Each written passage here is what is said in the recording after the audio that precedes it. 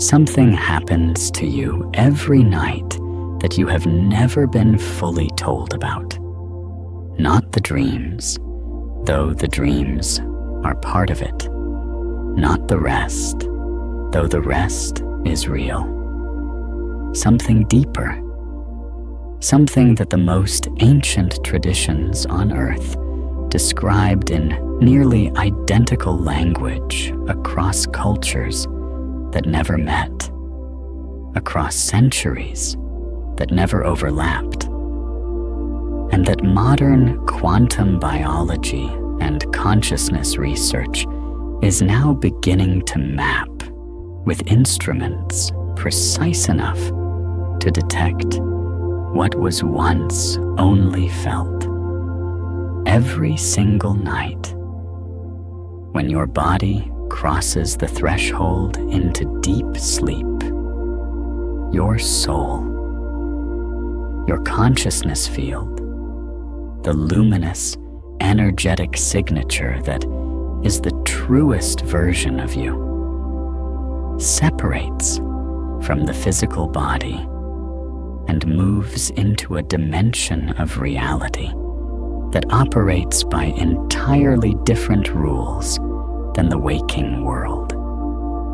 It moves through frequencies that your physical senses cannot access. It makes contact with information, with energy, with other fields of consciousness, and with layers of your own being that the waking mind cannot reach. And then, before you open your eyes, before the alarm sounds, before the morning light touches your face, it returns, and it brings something back with it. This is not metaphor. This is not poetry.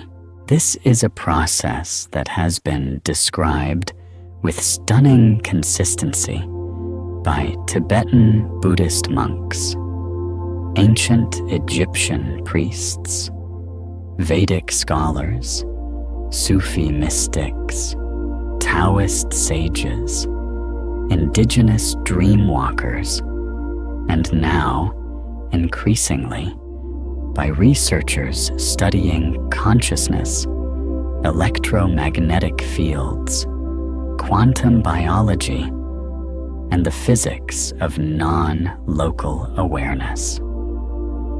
The convergence is not coincidental.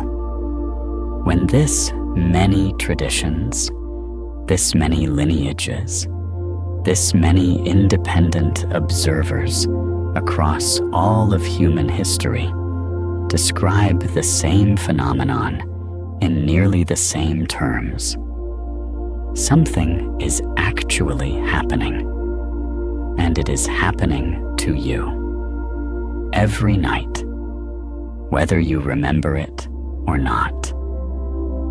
Today, we are going to walk through the full architecture of what your soul does when it leaves every night.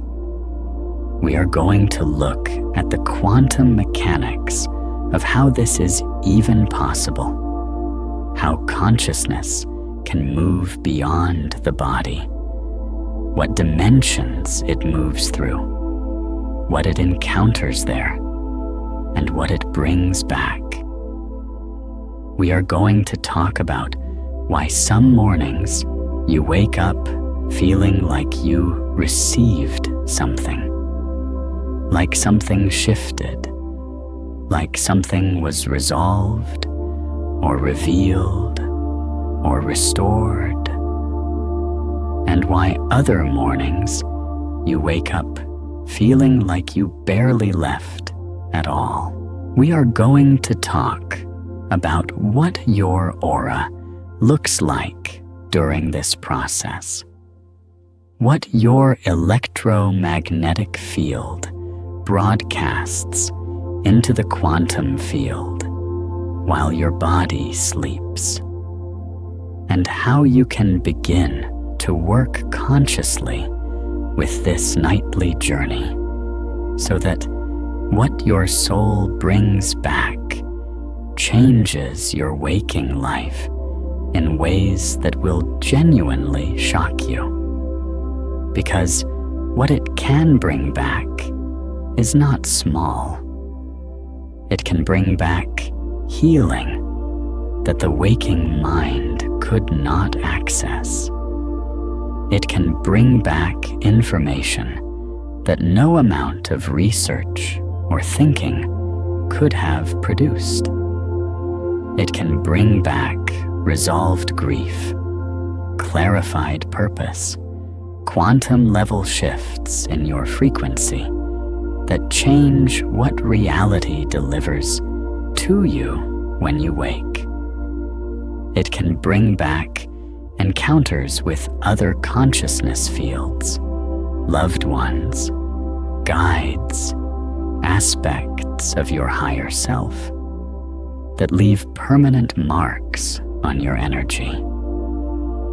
It can bring back the specific frequency upgrade your aura needs to move from broadcasting lack to broadcasting abundance, from broadcasting fear to broadcasting love, from broadcasting a signal that repels what you want to broadcasting one that calls it in.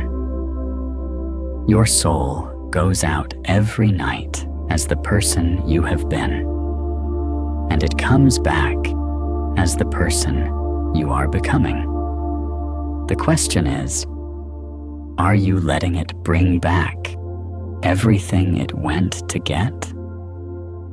Let us begin at the beginning. Let us begin with what your energy field actually does the moment your eyes close. You already know that you are not just a physical body. You feel this. You have always felt this, the sense that there is something animating you that is more than biology, more than chemistry, more than the electrochemical signals firing between neurons. That sense is accurate. It is not wishful thinking. It is not spiritual fantasy. It is the felt recognition of something measurable, something real, something that instruments are now sophisticated enough to begin detecting and mapping. Your body generates an electromagnetic field. This is not in dispute.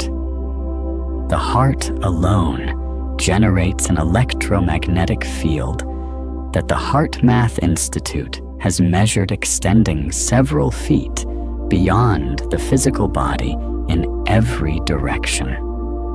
A torus-shaped field of pulsing energy that carries encoded information about your emotional state, your nervous system coherence, your dominant frequency at any given moment. Your brain generates its own field. Your nervous system generates its own field. Every cell in your body is a tiny electromagnetic broadcaster, and the combined output of all of those fields, the integrated, coherent whole of your personal electromagnetic signature, is what we call your aura. Your aura is real. It is measurable. It is not a spiritual concept that requires faith to believe in. It is a physical reality that requires instruments to measure. And the fact that most people cannot see it with their naked eyes does not make it any less present, any less active, or any less powerful. Now, Here is what happens to that field when you sleep. During waking consciousness, your electromagnetic field is tightly organized around the physical body. It radiates outward, yes, but it maintains a coherent relationship with your physical form. The consciousness that generates that field, what we might call your awareness, your presence, your sense of being the one who is here, is anchored in the body. It moves through the body's sensory channels. It processes reality through the body's nervous system. It is, in a real sense, in residence. During sleep, that residency changes.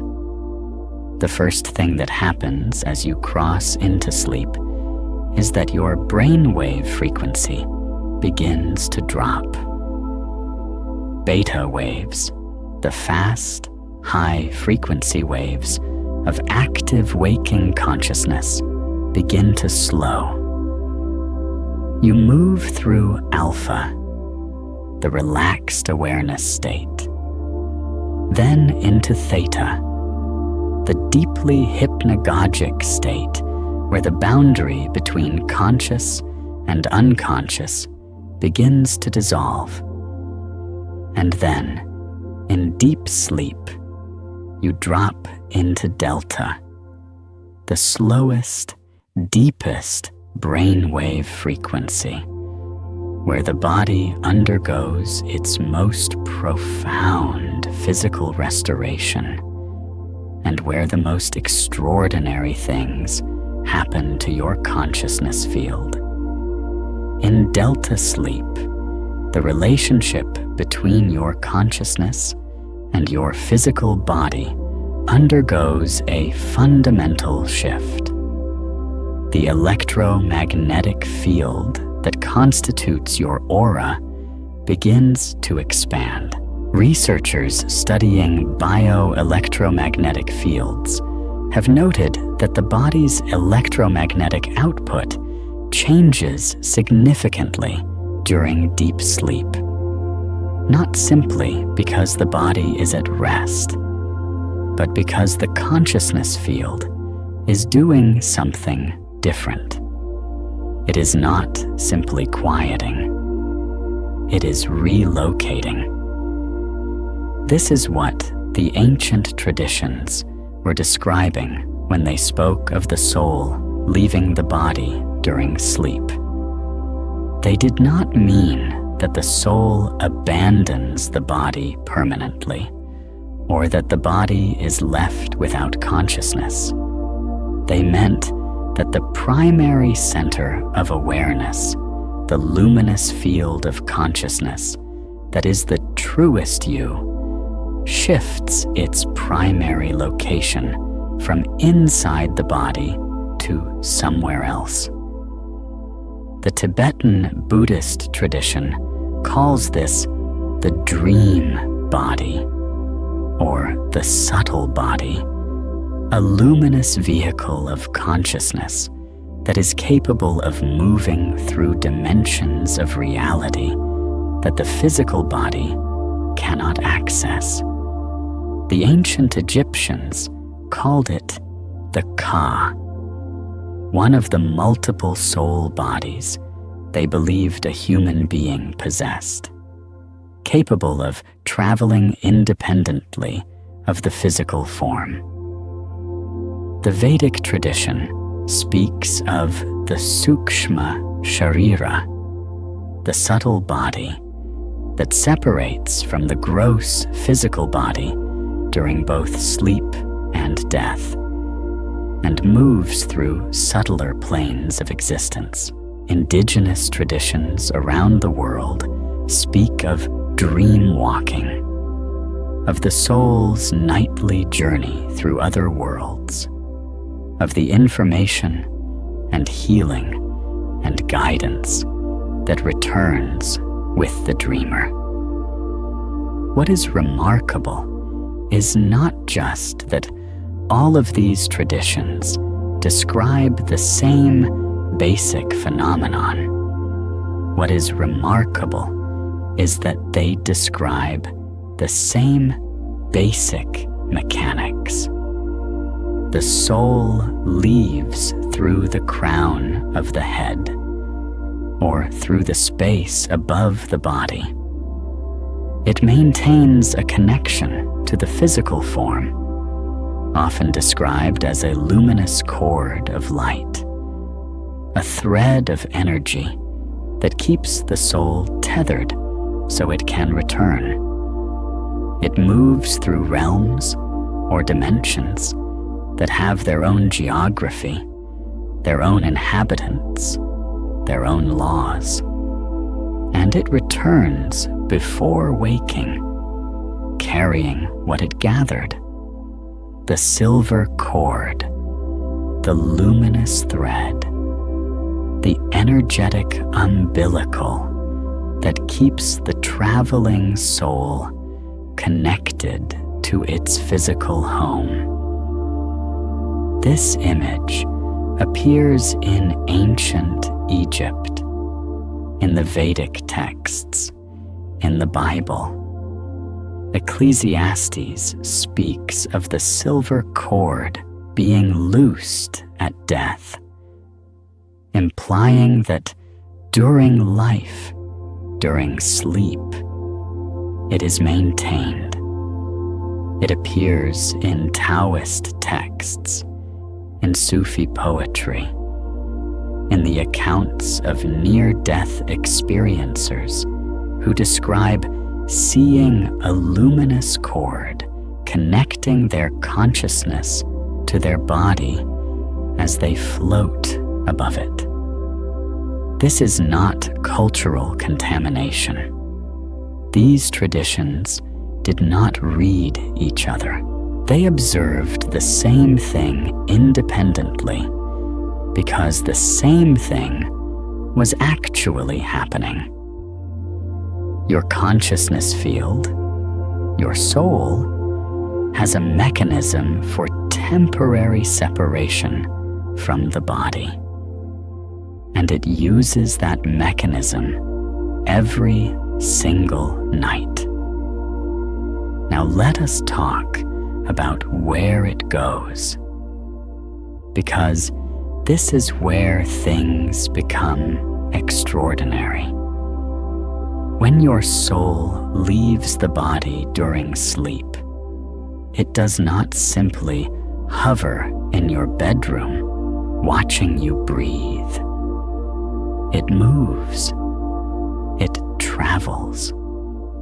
It enters what we might call, in quantum mechanical terms, a non-local field of consciousness, a dimension of reality that is not bound by the spatial and temporal constraints that govern physical reality. Quantum physics has established beyond any serious scientific dispute that reality at the quantum level is fundamentally non-local. The famous experiments demonstrating quantum entanglement, for which a Nobel Prize was awarded in 2022, prove that particles that have interacted can influence each other instantaneously, regardless of the distance between them. There is no signal traveling between them at the speed of light. The influence is immediate, non-local, not bound by space or time as we experience them in the physical world. This non-locality is not a quirk or an anomaly. It is a fundamental feature of the quantum nature of reality. And consciousness, your consciousness, is not separate from that quantum nature. Your consciousness is not produced by your brain in the way that steam is produced by boiling water, a byproduct of a physical process that ceases when the process ceases. The emerging understanding in quantum biology and consciousness research suggests something far more extraordinary: that consciousness is a fundamental feature of reality itself, and that the brain is better understood as a receiver and transducer of consciousness rather than its producer. If this is true, and the evidence increasingly suggests that it is, then your consciousness field is not limited to the space inside your skull. It is not even limited to the space inside your aura.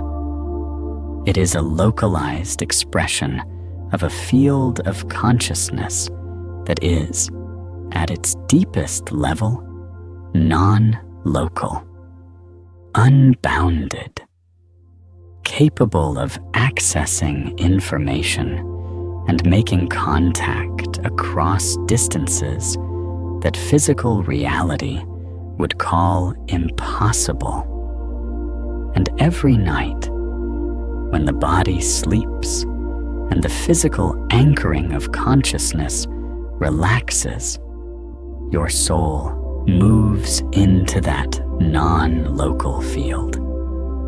It moves into the quantum dimension, where space and time operate differently, where information is not separated by distance, where healing is not limited by the body's physical repair mechanisms, where connection with other consciousness fields, other souls, is not blocked by geography or even by the apparent barrier of physical death.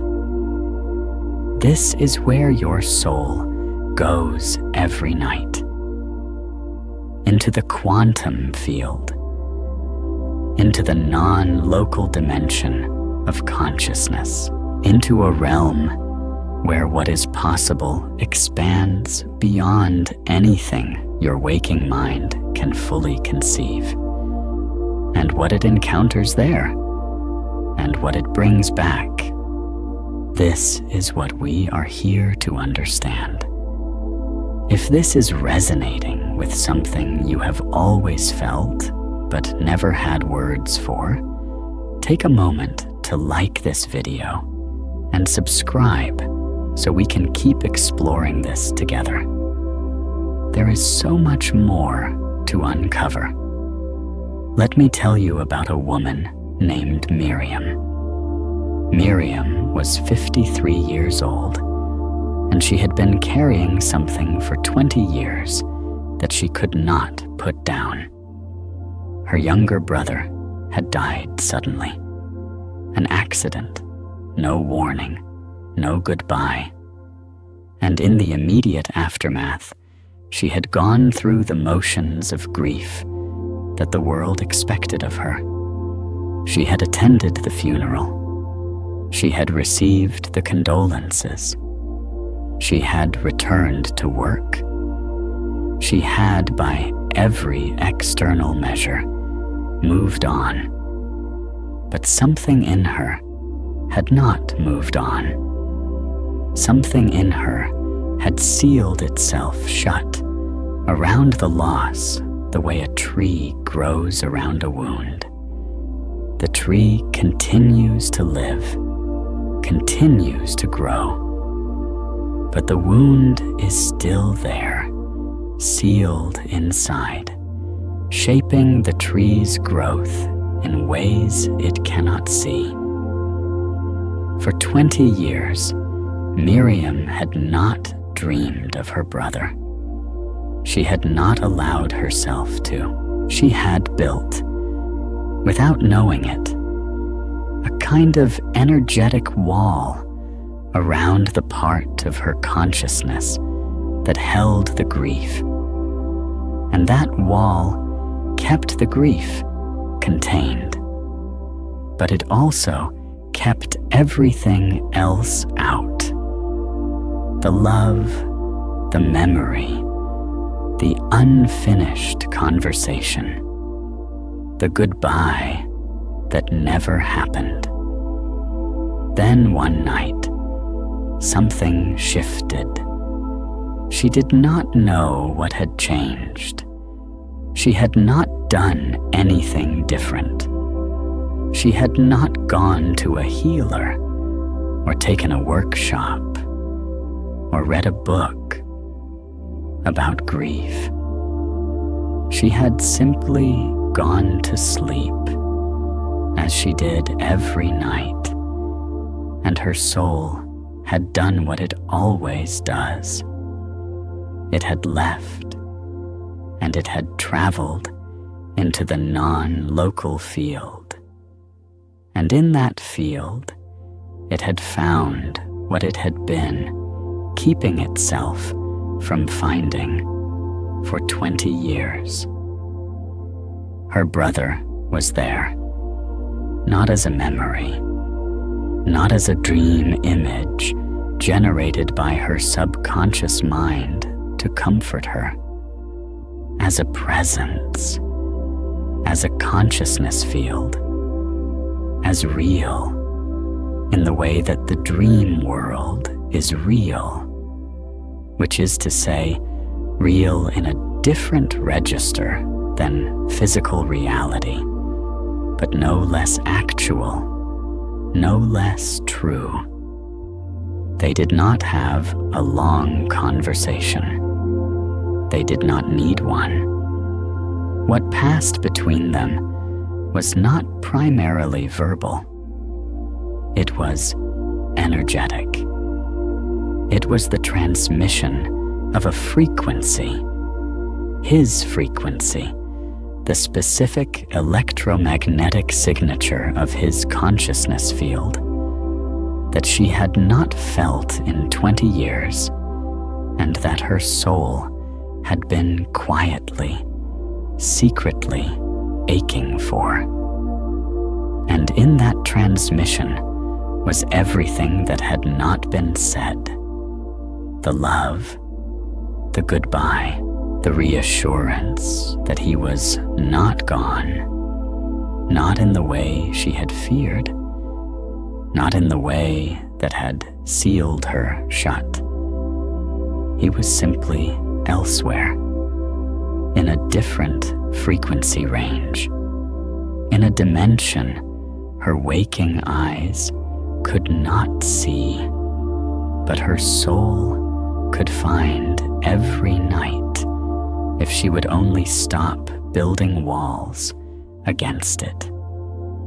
She woke up crying, not the sharp, contracted crying of fresh grief, but something else.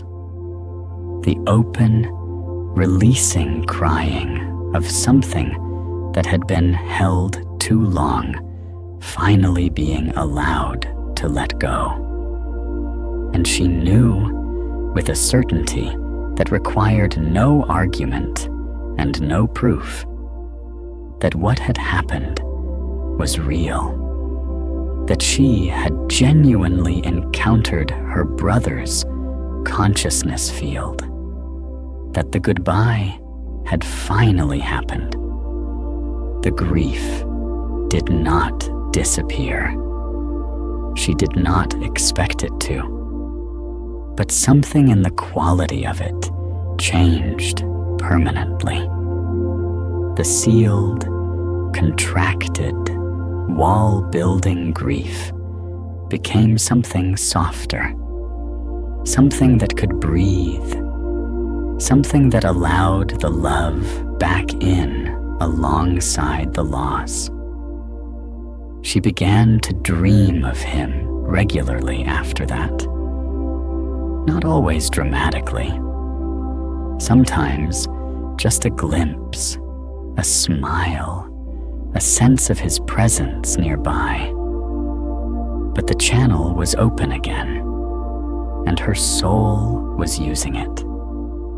And what it was bringing back each morning was something she had not felt in 20 years. It was called healing.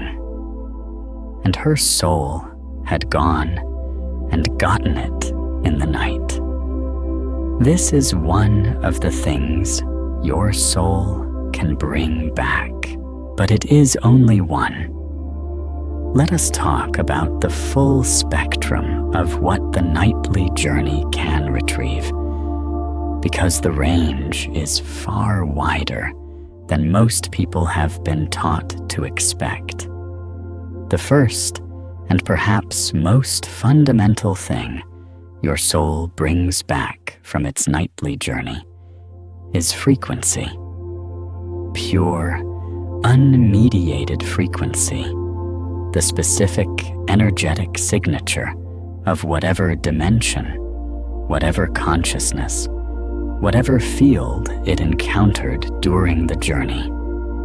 When your soul moves into the non-local quantum field and makes contact with a higher frequency dimension, what various traditions call the higher planes, the celestial realms, the Akashic field, it absorbs that frequency the way a tuning fork absorbs the vibration of another tuning fork held near it.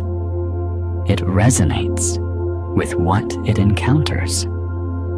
And when it returns to the body, it carries that resonance with it. This is why some mornings you wake up feeling inexplicably elevated, not because anything in your external life has changed, not because you had a good night's sleep in any simple physical sense, but because your soul went somewhere high frequency during the night, and it brought that frequency back, and your body and your aura are now vibrating at a slightly higher rate than they were when you went to sleep.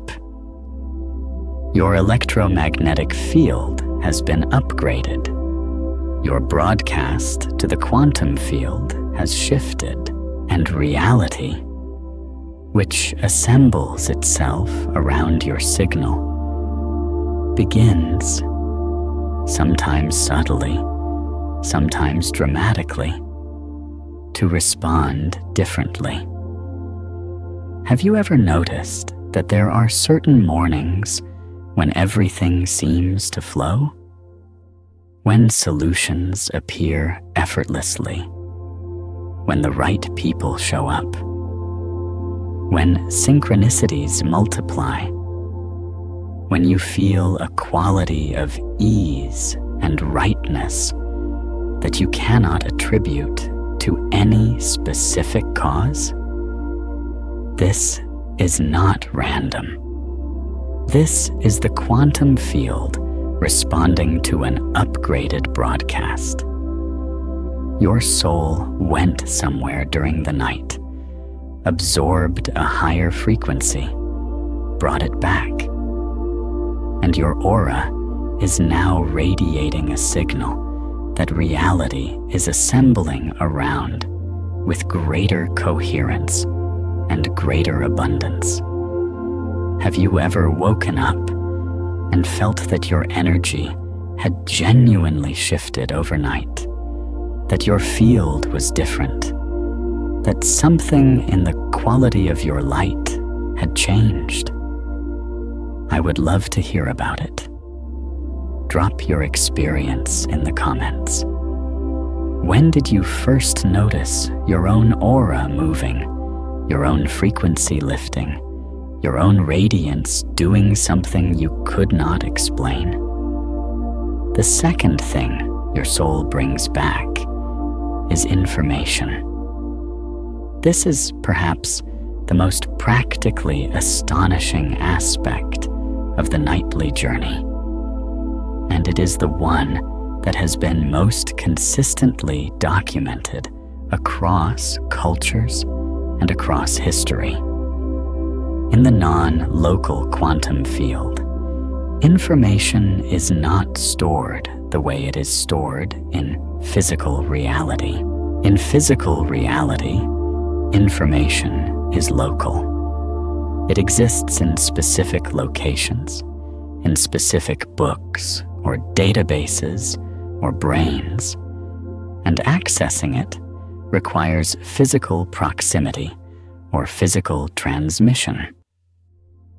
In the quantum field, information is non-local.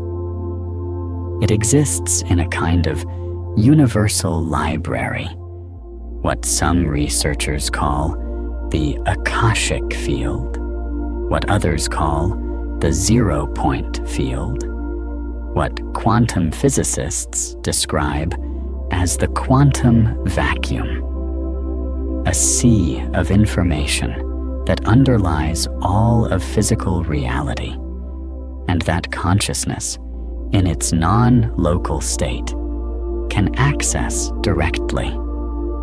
Your soul, moving through this field during sleep, can access information that your waking mind, bound by the limitations of your physical nervous system and your 5 physical senses, simply cannot reach.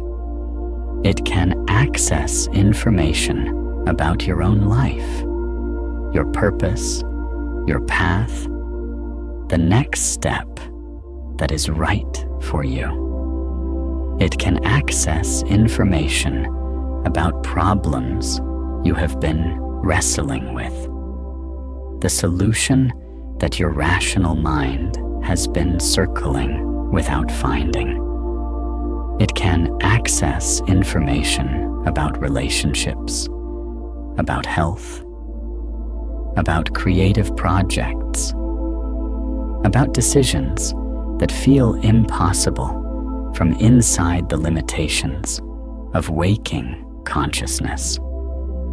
This is why some of the greatest creative and intellectual breakthroughs in human history have come during sleep or in the hypnagogic state just before or after sleep. Dmitri Mendeleev dreamed the periodic table. Paul McCartney heard the melody of Yesterday in a dream. Srinivasa Ramanujan, one of the greatest mathematical geniuses in history, attributed many of his most extraordinary theorems to his family deity, who appeared in his dreams and wrote equations on his tongue. Nikola Tesla received technical visions during sleep that he then built in waking life. Einstein developed aspects of his theory of relativity by imagining himself riding on a beam of light, a vision that came to him in a dream-like state. These are not coincidences. These are documented instances of consciousness accessing non-local information during the sleep state and bringing it back into waking reality. Your soul goes into the quantum field where all information exists simultaneously and non-locally, and it returns with what you needed. The question is whether you are in a state to receive what it brings back. And this is where your aura becomes critically important. What we are exploring today is one layer of something much larger. If you want the complete map of how your electromagnetic field broadcasts, how to recognize the patterns dimming your signal, and how to return to the coherent radiance that was always already yours. I have written something for you called the Remembering Field, a quantum guide to returning to the light you forgot you were carrying, and it walks you through all 7 movements from unconscious broadcast to conscious coherence, grounded in the same quantum mechanics of your actual electromagnetic field that we are exploring here. It is linked in the pinned comment below. Let us go deeper into the quantum mechanics of what happens to your electromagnetic field during the nightly journey, because this is the part that most people never learn about their own energy. And understanding it changes everything about how you relate to sleep, to dreams, and to the extraordinary process that is happening in your energy field every single night. When your soul begins to separate from the body as you enter deep sleep, your aura undergoes a transformation. The tightly organized, body-centered electromagnetic field that characterizes your waking state begins to expand. The boundaries of your field, which during waking consciousness are relatively defined, relatively contained, begin to soften and extend. Your aura literally grows during deep sleep. It reaches further into the surrounding space. It becomes more permeable to the fields around it. This expansion is both a vulnerability and an opportunity. It is a vulnerability because a field that is expanded and permeable is also more susceptible to entrainment, to being pulled into resonance with whatever frequencies are present in the environment. If the environment around you during sleep is chaotic, electromagnetically polluted, or energetically dense, your expanding field can absorb those frequencies the way an expanding sponge absorbs whatever liquid it is submerged in. This is why the energy of your sleeping environment matters far more than most people realize. It is why some ancient traditions had specific practices for energetically clearing and protecting the sleeping space. It is why you sometimes wake up from a night's sleep in a particular environment, feeling worse than when you went to sleep. Your field expanded into a frequency range that was not beneficial and absorbed what was there. But the expansion is also, and primarily, an extraordinary opportunity. Because when your field expands and your soul moves into the non-local quantum dimension, your aura becomes a kind of antenna, a vast, sensitive, non-local receiver capable of tuning to frequencies that your contracted, body-bound waking field cannot access. Your expanded aura during sleep is like a radio telescope compared to a transistor radio. The range of what it can receive is incomparably greater and what it receives, it encodes. The frequencies your soul encounters during its nightly journey are not simply experienced and forgotten.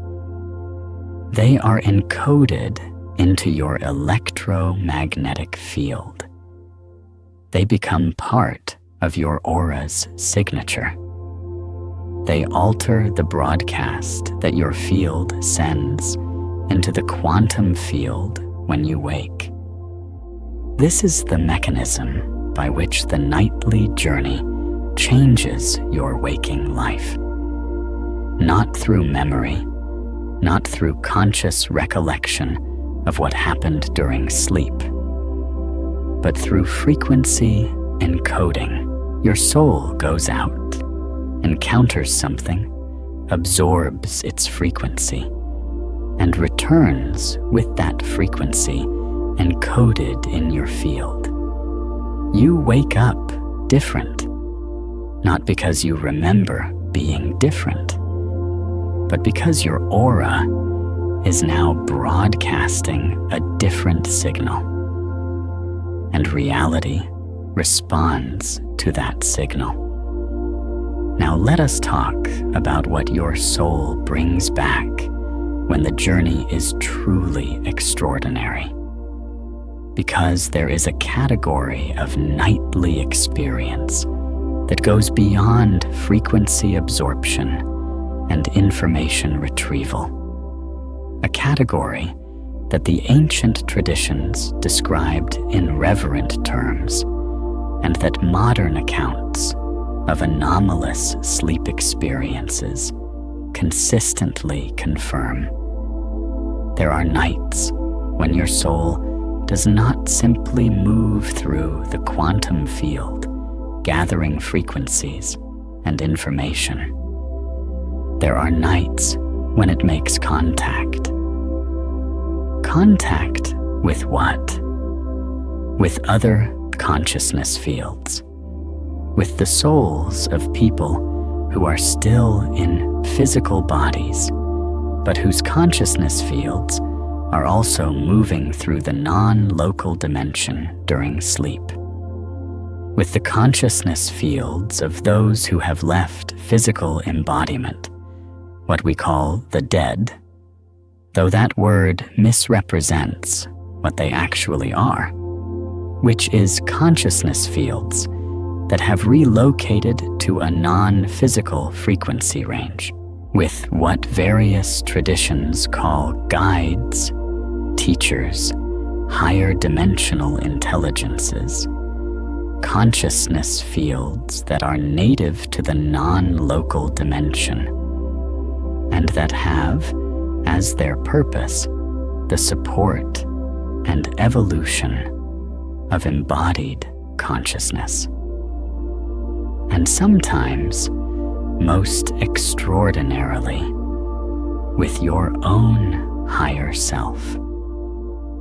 This is a concept that appears across virtually every wisdom tradition in some form.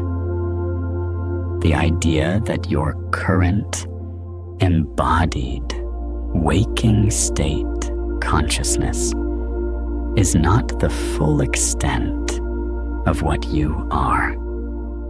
That there is a higher dimensional aspect of your consciousness field, a version of you that exists at a higher frequency, with greater access to information, with a broader perspective on your life and your purpose, with a clarity about your path that your waking mind, caught in the noise of daily life, cannot consistently access.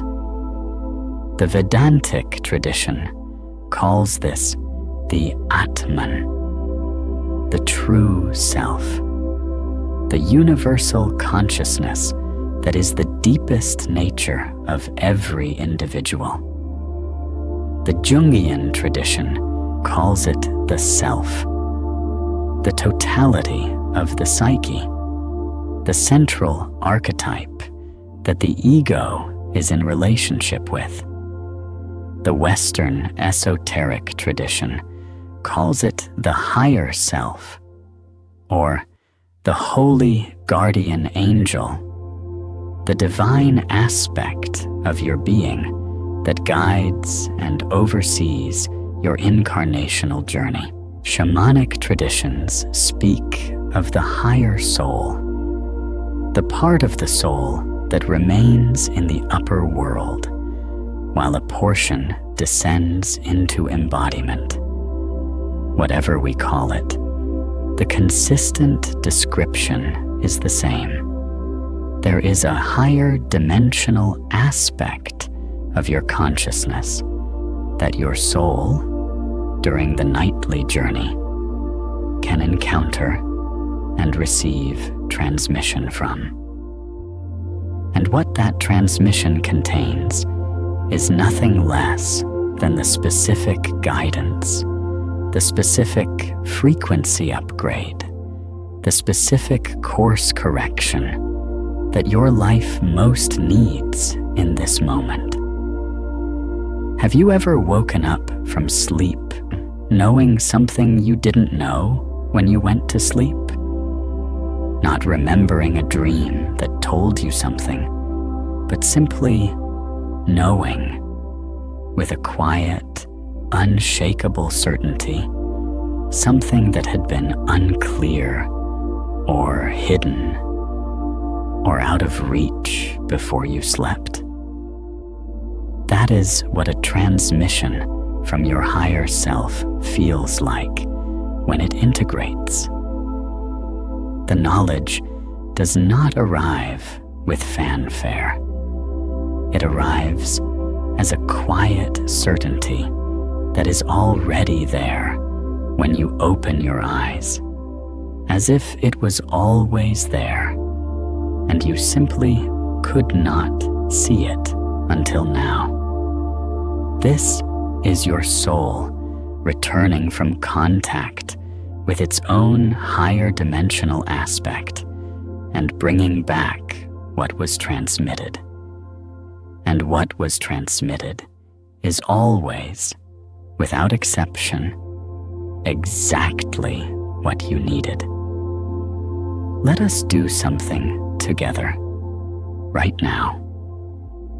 Let us bring this out of the conceptual and into the felt experience of your own energy field. Because understanding this intellectually is only the beginning. The real transformation happens when you begin to feel your own field, to sense your own aura, to become conscious of the process that is happening in your energy every night. Close your eyes if you are able to do so safely. Take a breath that is slightly slower and deeper than your normal breath. Not forced, not controlled. Simply a breath that is more intentional, more spacious, more willing to fill the full capacity of your lungs. As you breathe, bring your attention to the space around your body, not inside your body, around it. The space that extends 6 inches, a foot, 2 feet, 3 feet beyond your physical skin in every direction. This space is not empty. It is filled with your electromagnetic field. It is filled with your aura, the measurable, real, physically present field of energy that you generate and that broadcasts your frequency to the world. Feel that field right now. You may feel it as warmth. You may feel it as a subtle pressure or presence. You may feel it as a tingling at the edges of your awareness. You may simply feel a quality of expansion, a sense that you are larger than your body, that you extend into the space around you in a way that is real, even if it is subtle. That is your aura. That is the field your soul inhabits and radiates through. Now bring your attention to the quality of that field, not to analyze it, not to judge it, but simply to notice it. Is it tight and contracted, pulled close to the body? Or is it expansive and open, reaching freely into the surrounding space? Is it dense and heavy, carrying the weight of accumulated stress and unprocessed emotion? Or is it light and clear, radiating with a quality of openness and ease? Whatever you notice, whatever the quality of your field right now, is simply information.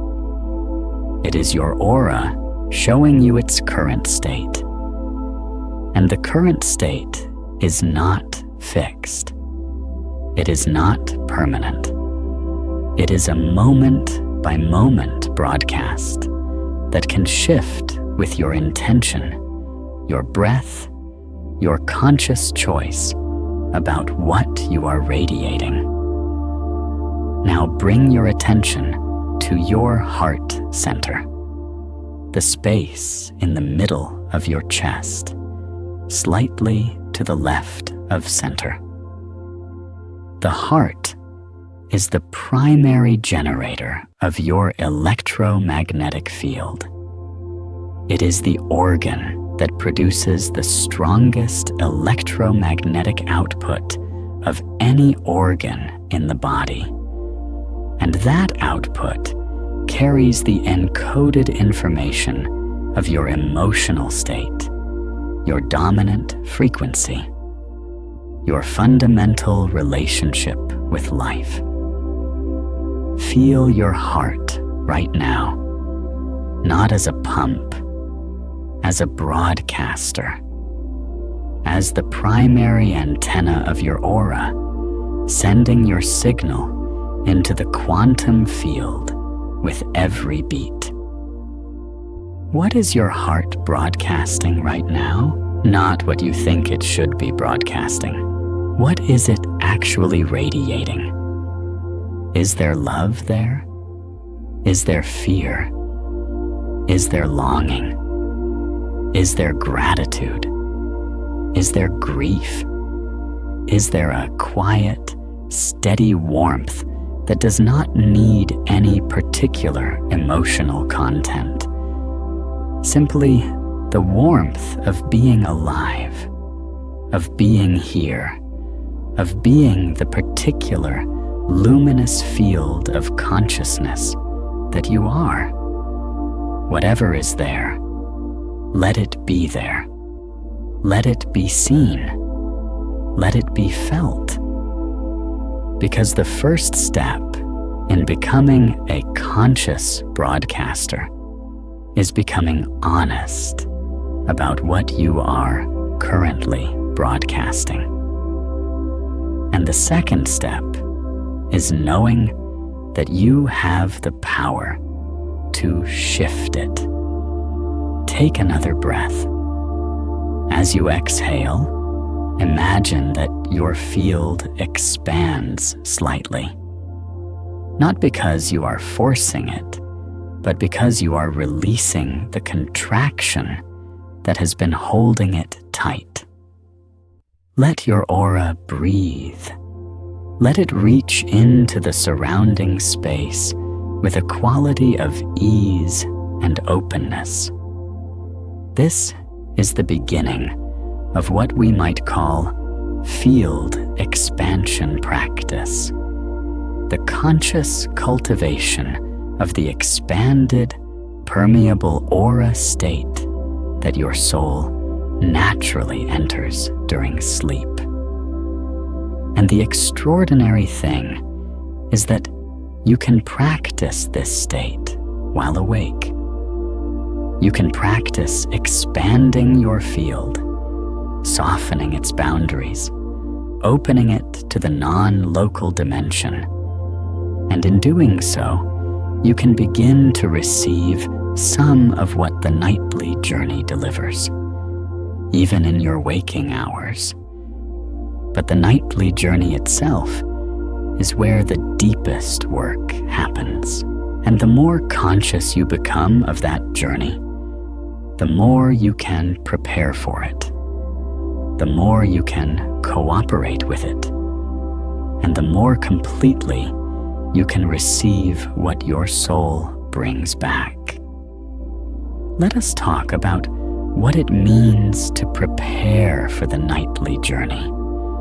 Because most people go to sleep the way they fall off a cliff, without intention, without preparation, without any conscious relationship to the extraordinary process that is about to happen in their energy field. And as a result, they miss most of what the journey has to offer. The preparation begins before you close your eyes. It begins with what you do in the hour before sleep, the frequencies you expose yourself to, the emotional state you cultivate, the intention you set for the journey ahead. In the hour before sleep, your nervous system is in the process of downshifting from the high-frequency beta state of waking consciousness toward the slower, deeper states that allow the soul's journey to begin. This downshift is not just neurological. It is electromagnetic. Your aura is beginning its nightly expansion. Your field is beginning to soften and open. And what you feed that opening matters enormously. If you spend the hour before sleep consuming high stimulation content, news, social media, emotionally charged entertainment, you are feeding your expanding field with chaotic, high-frequency, emotionally dense information. Your aura absorbs that information. It encodes it, and it carries that encoded chaos into the non-local dimension when the soul's journey begins. The result is that your soul moves into the quantum field, carrying a dense, chaotic frequency signature that limits where it can travel and what it can access. High-frequency chaos in the field acts like static in a radio signal. It obscures the clearer, more subtle transmissions that the non-local dimension has to offer. If, instead, you spend the hour before sleep in a state of relative calm, gentle movement, quiet music, meditation, conscious breathing, gratitude practice, reading something that elevates your frequency, your field enters the expansion phase in a state of coherence. Coherence is the key word here. When your electromagnetic field is coherent, when its waves are organized, harmonious, and phase-aligned, rather than random and chaotic, it becomes a dramatically more effective receiver and transmitter. A coherent field can tune to higher frequencies. It can access more subtle information. It can make contact with higher dimensional consciousness fields that a chaotic, incoherent field simply cannot reach.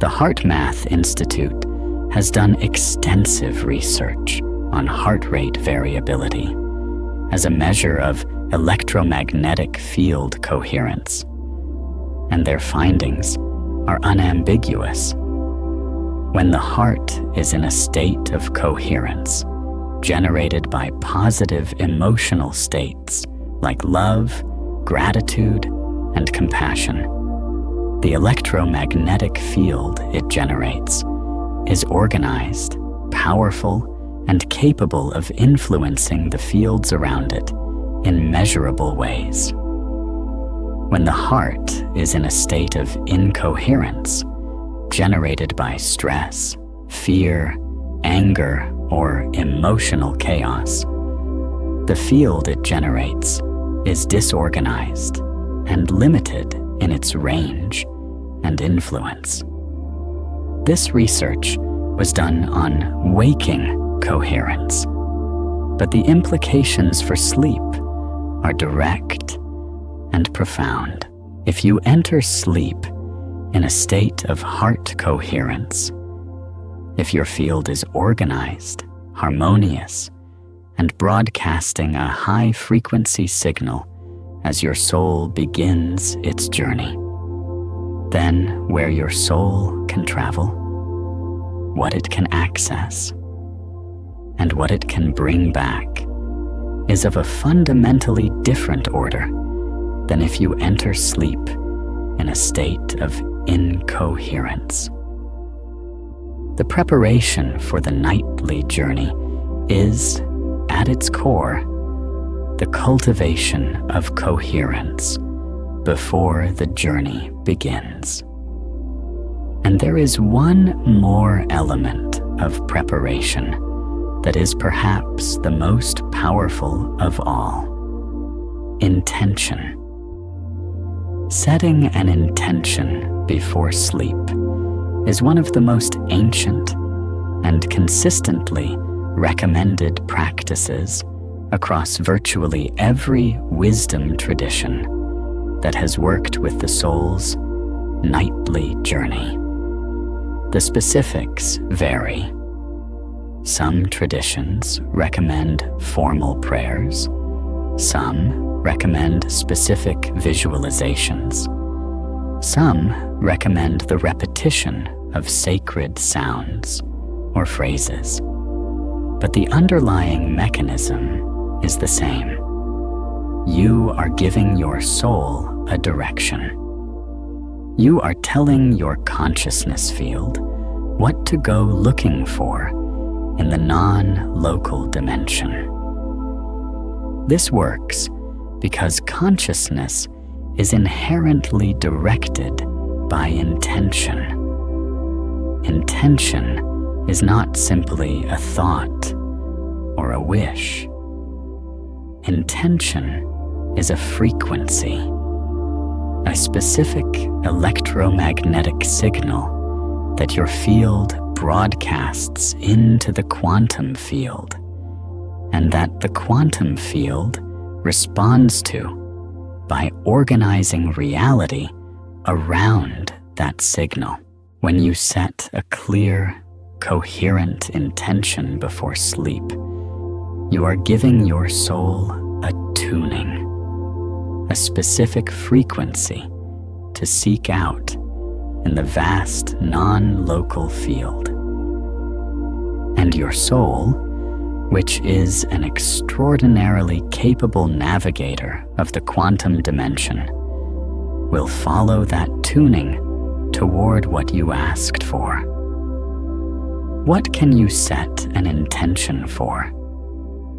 Anything that genuinely matters to you. Healing, physical, emotional, relational. Guidance, about a decision, a direction, a next step. Creative breakthrough, the solution to a problem, the inspiration for a project, the missing piece of something you have been building. Connection, with a loved one who has passed, with your higher self, with a dimension of your own being that you have not yet fully met. Frequency upgrade, simply asking your soul to go to the highest frequency dimension it can access and bring back whatever your field most needs. The intention does not need to be elaborate. It does not need to be perfectly worded. What it needs is to be genuine, to carry the actual frequency of your real desire, your real need, your real question. A simple, honest intention set from the heart carries more power than an elaborate ritual performed from the mind. Try this tonight. In the last few minutes, before you close your eyes, bring your awareness to your heart center. Feel the warmth there. Feel the electromagnetic field your heart is generating. And from that place, from your heart, not your mind, speak your intention, not out loud unless you want to. You can speak it silently, as a felt sense of direction rather than a verbal statement. Tell your soul where to go. Tell your consciousness field what to bring back. And then release it. Trust it. Let your soul do what it does every night. Now, with the added power of your conscious participation. And then, in the morning, before you reach for your phone, before you speak to anyone, before you engage with the demands of the waking world, pause. Lie still for a few minutes. Let your soul complete its return. Let the frequency it is carrying settle into your field.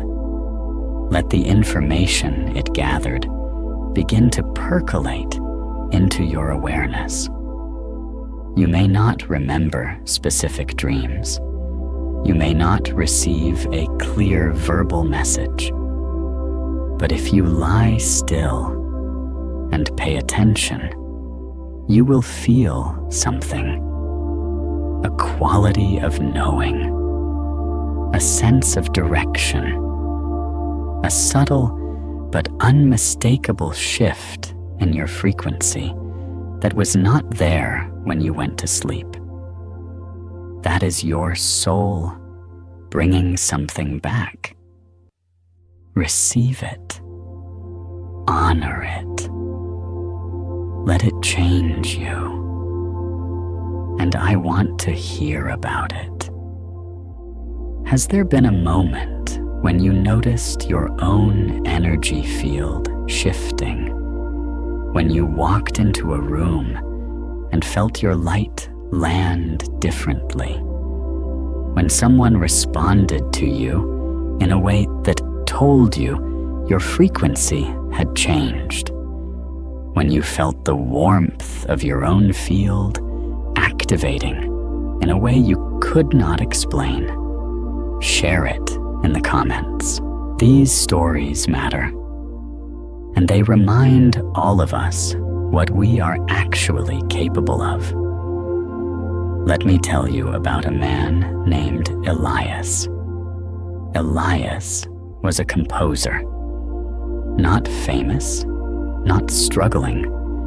Somewhere in the vast middle space of artistic life, producing work that was good enough to sustain him, but that had never broken through into the realm of truly extraordinary. He knew the difference. He could hear it in other people's music. That quality of something coming through from beyond the composer. Something that the composer's personal skill and effort could not have produced alone. He called it the divine frequency, though he was not particularly religious. He meant something real by it, a quality of music that seemed to arrive from somewhere other than the human mind, that carried information and feeling that transcended what any individual consciousness could have generated. He wanted to access that. He had wanted it his entire creative life, and he had tried everything he knew how to try. Different techniques, different instruments, different environments, different states of mind. He had tried working in the early morning when his mind was fresh. He had tried working late at night when his inhibitions were lower. He had tried meditation, had tried fasting, had tried the various substances that artists have used across history to dissolve the boundary between ordinary consciousness and something larger. Nothing had produced what he was looking for in a sustained, reliable way. Then he began to work with his sleep.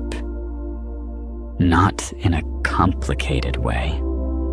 He began simply by setting an intention before sleep. He would sit at his piano in the last hour of the evening, play quietly for a while in a state of open receptivity, and then, before going to bed, he would speak his intention clearly. Show me the music. Not my music. The music. Whatever is waiting to come through. Let me hear it during the night and bring it back. The first few weeks, nothing remarkable happened.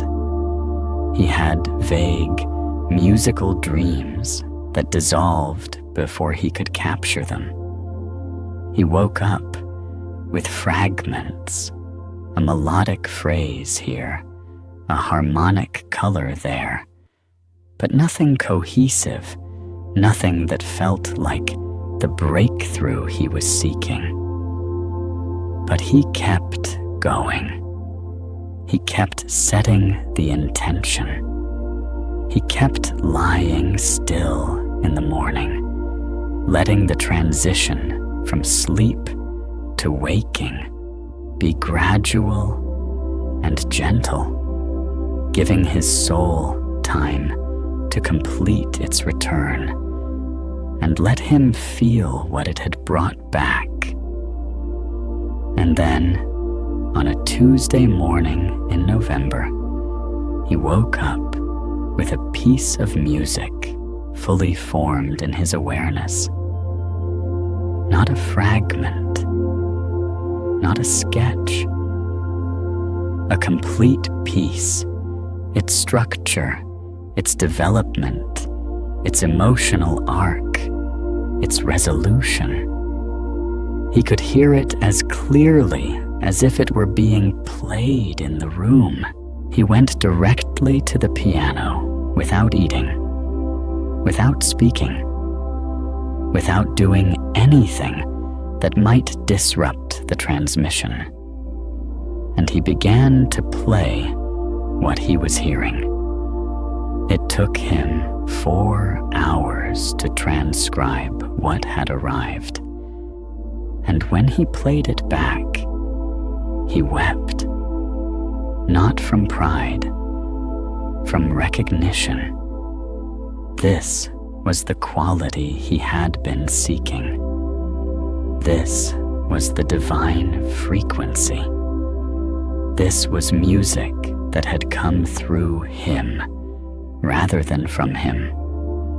And he knew with absolute certainty that it had arrived during the night in the quantum field, and that his soul had brought it back. He kept working this way. Not every night produced a complete composition.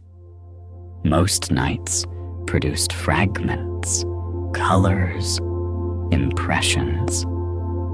But the cumulative effect of consistently setting the intention, consistently lying still in the morning to receive what had arrived, consistently honoring the nightly journey as the primary creative act of his life, the cumulative effect was transformative. His work changed. The divine frequency became a regular presence in it. People who heard his music began to describe it in the terms he had always hoped for, as something that seemed to come from beyond the individual composer, something that carried information and feeling that transcended what any single human consciousness could have generated alone. Because it did. His soul was going out every night into the quantum field, where all music exists simultaneously and non-locally. And it was bringing back specific pieces of that infinite musical reality and encoding them in his field. He was not composing, he was receiving. And then he was transcribing what he received.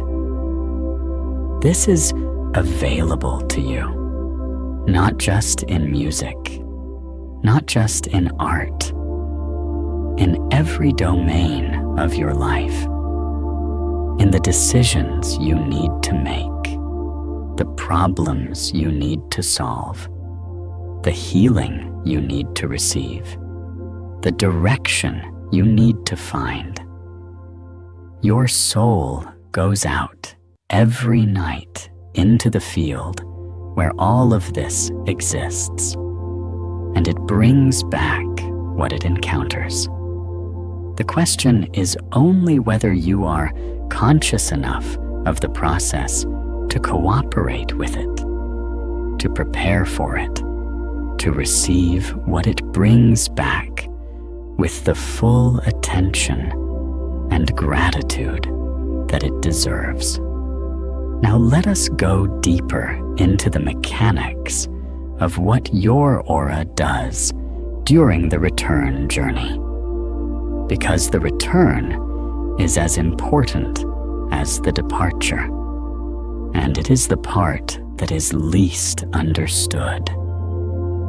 When your soul completes its journey through the non-local dimension and begins the process of returning to the body, it carries with it the frequencies it has absorbed, the information it has gathered, the transmissions it has received. And as it re-enters the body, as it moves back through the energetic layers of your aura and settles back into physical residence, it deposits what it has brought back into your electromagnetic field. This deposition process is not instantaneous. It happens gradually, in layers, as consciousness moves from the deep delta state of profound sleep through the lighter stages back toward waking. This is why the transition from sleep to waking is so important. This is why the first few minutes after you open your eyes, or even before you open your eyes, are such a critical window. In those first minutes, the deposition process is still happening. Your soul is still settling back into the body. The frequencies it has brought back are still encoding themselves into your electromagnetic field. The information it has gathered is still percolating from the quantum field into the level of awareness where your waking mind can begin to access it. If you interrupt this process, if you jolt yourself awake with an alarm and immediately grab your phone and plunge into the stimulation of the waking world, you cut off the deposition process before it completes. You lose most of what your soul brought back. Not because it wasn't there, but because you didn't give it the time and space to fully integrate. This is why so many spiritual traditions have practices around the transition from sleep to waking. The Tibetan Buddhist practice of dream yoga includes specific instructions for how to wake up.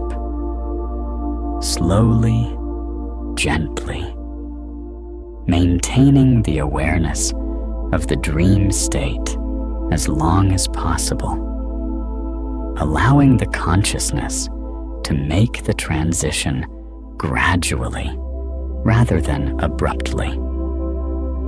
Indigenous dream practices often involve lying still after waking and reviewing the night's experiences before engaging with the physical world.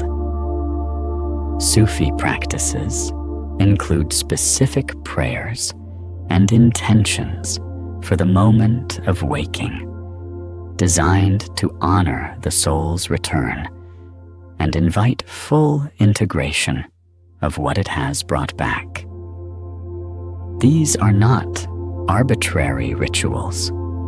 They are precise instructions for how to maximize the integration of what the nightly journey delivers. They are the accumulated wisdom of traditions that understood through direct experience across thousands of years that the morning transition is a sacred window, a brief, precious time when the two worlds are still close, when the quantum field is still accessible, when the soul's return is still fresh and its gifts are still available to be received. Give yourself that window, even 5 minutes, even 3. Before you do anything else in the morning, lie still, breathe. Let your awareness be soft and open. Notice what is present. Notice what has changed. Notice what you know now that you did not know last night. Notice what has shifted in the quality of your field, in the way your aura feels around your body. Notice what your heart is broadcasting that is different from what it was broadcasting when you went to sleep. That difference is what your soul brought back. And it is worth far more than the 3 minutes of social media scrolling that you would otherwise spend in that window. Let us talk about something that not many people have the courage to talk about, but that is essential to a complete understanding of the soul's nightly journey. Let us talk about what happens when the journey encounters darkness. Not all of what exists in the non-local quantum field is high frequency.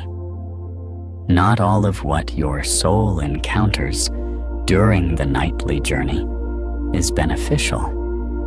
The quantum field contains the full spectrum of consciousness, from the highest, most luminous frequencies to the densest, most contracted ones. And a soul moving through that field without protection, without coherence, without the energetic integrity that comes from a strong, well-maintained aura, can encounter frequencies that are not beneficial and absorb them. This is the reality behind what various traditions call psychic attack, negative entity encounter, or dream invasion. The experience of encountering during sleep something that feels threatening, draining, or darkening.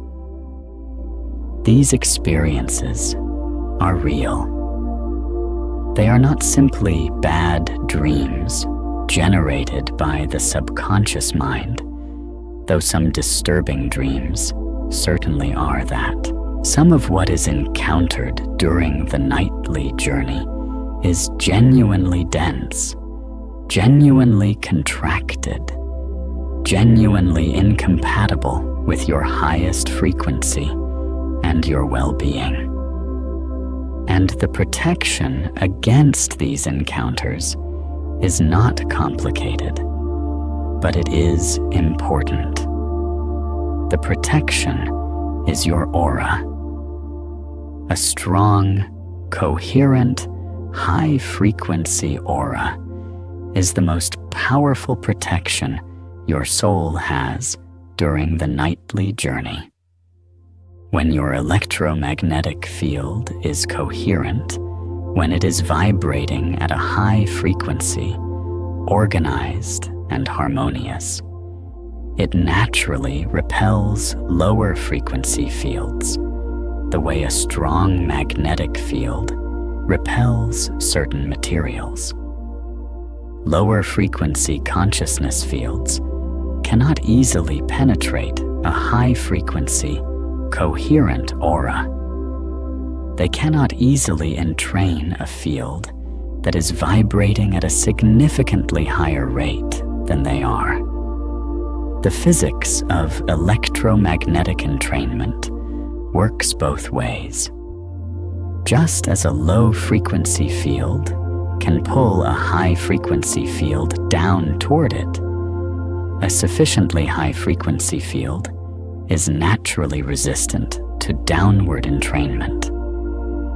This is why the work of maintaining your aura, of keeping your field coherent, clear, and vibrating at the highest frequency you can sustain, is not just about what you attract in waking life.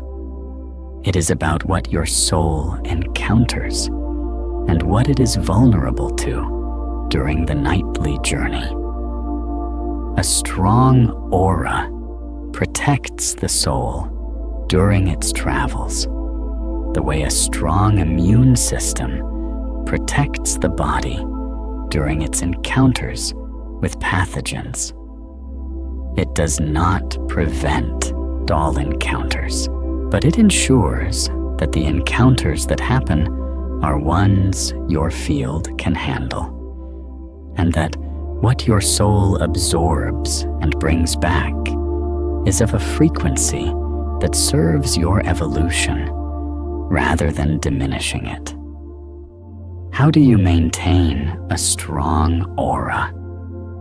How do you keep your field coherent, clear, and high frequency?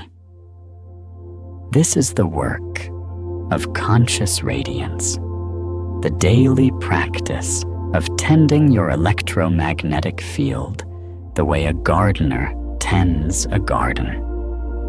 And the principles are simpler than most people expect. The first principle is emotional honesty. Unprocessed emotion is one of the primary sources of aura disruption. When you experience an emotion and do not allow yourself to feel it fully, when you suppress it, deny it, push it down, seal it away, the way Miriam sealed away her grief, that emotion does not disappear. It becomes encoded in your electromagnetic field as a disruption pattern, a kind of static, a dense, contracted node of energy that interferes with the coherence of your field and lowers its overall frequency. The practice of emotional honesty, of allowing yourself to feel what you feel, to move through your emotional experience rather than around it, is one of the most powerful aura maintenance practices available. It is not about wallowing in difficult emotions. It is about allowing them to complete their natural arc, to move through the field and release, rather than getting stuck and accumulating. The second principle is intentional frequency cultivation. Your electromagnetic field is constantly being influenced by what you expose yourself to, the information you consume, the conversations you have, the environments you inhabit, the music you listen to, the images you look at. Every input has a frequency, and your field tends to entrain to the frequencies it is most consistently exposed to. If you consistently expose yourself to high-frequency inputs, beauty, love, truth, creativity, nature, genuine human connection, your field tends toward higher frequency. If you consistently expose yourself to low-frequency inputs, fear, outrage, comparison, meaningless stimulation, environments of chronic stress, your field tends toward lower frequency. This is not about being naive or sheltered from the difficulties of reality. It is about being intentional and conscious about what you are feeding your field, about making choices wherever you have the choice that tend your electromagnetic signature toward coherence and luminosity rather than away from it. The third principle is the practice of heart coherence.